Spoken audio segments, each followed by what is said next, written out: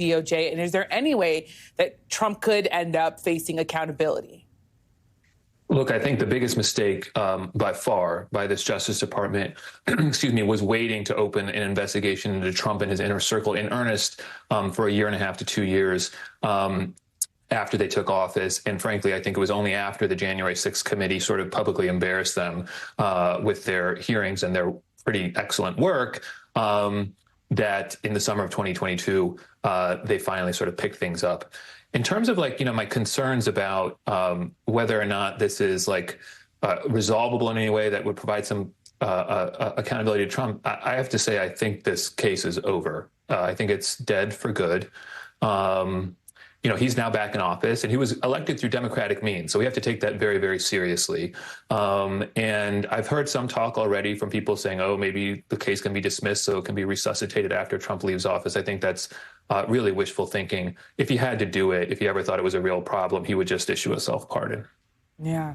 Well, I also want to ask you about Trump's second term. There's a chance that career DOJ officials may be asked to prosecute cases against Trump's perceived enemies. If Trump nominates, you think, a loyalist to be the next attorney general, what are these career DOJ officials' options here? And I should ask you, because you're a former federal prosecutor, what would you do if you were tasked with prosecuting someone like Liz Cheney, for instance? Look, I'll say this to any prosecutor out there who has any qualms about anything they're asked to do. No one has a gun to your head. Your option is to not do the thing that you're being asked to do if you think it runs afoul of ethical obligations or potentially even other laws. Those obligations are each and every lawyer's to monitor for themselves unless and until they get to another area, right? So lawyers, prosecutors, we have agency. Everyone there has agency. No one's going to be twisting anyone's arms. Their option is to decline to charge the case.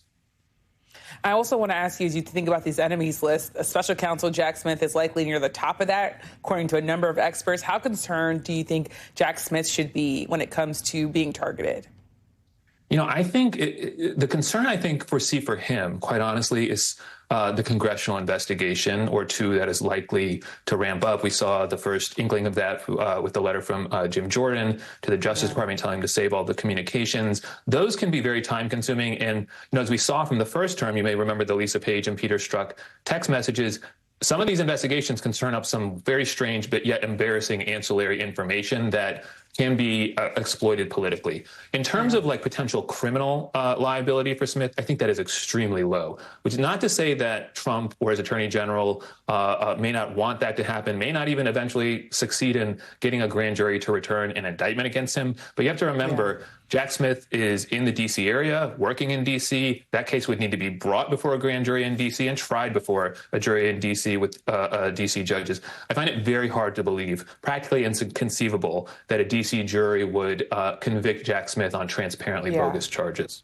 I also want to ask you about something that a Harris ally and Democratic operative told me this week. He said that Democrats and prosecutors, quote, made Trump a martyr, that there should have been some coordination between prosecutors and even Democrats in which cases to pursue. What do you make of that argument as a former federal prosecutor? Is there any world where prosecutors would have come together and said, we're going to hold back on our case and you're going to do your case?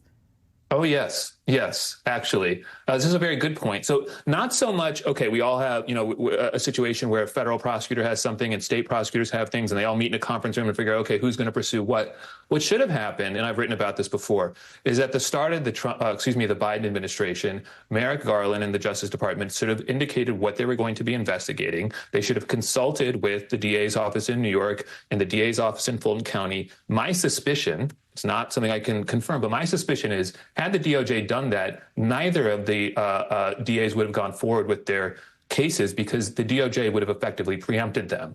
And I think that was one major concern for both the DA in New York and the DA in Fulton County, was that there was sort of an accountability vacuum. So, yes, this could have been managed more carefully. It needed to happen at the start. Yeah. And what do you make of these state prosecutions? Do they go away? Well, we'll see. The case in New York is a little tricky. There's supposed to be a sentencing. We'll see if that sentencing goes forward. It's very possible that that case sort of ends up in limbo, sort of mostly being handled on appeal during Trump's second term. Georgia, that case is really sort of in limbo. I would not be surprised if that's kept on ice for a while and eventually, for one reason or another, dismissed as against Trump, at least while he's in office. Yeah. Well, thank you so much for coming on, Ankush Kadori, of course, a former federal prosecutor and staff writer for Politico magazine. Now, still ahead, President Biden will meet President-elect Donald Trump in the Oval Office on Wednesday as the country prepares for a transfer of power. We'll go to the White House for a live report next.